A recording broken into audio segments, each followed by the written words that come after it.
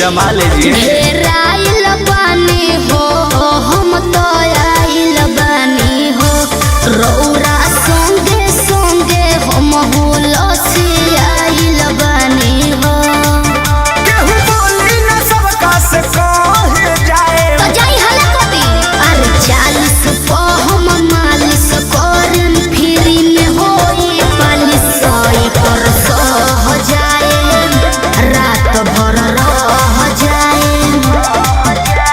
40 पे हम मालिश करन फ्री में होई पालिश सोई पर सह जाए रात भर रह जाए।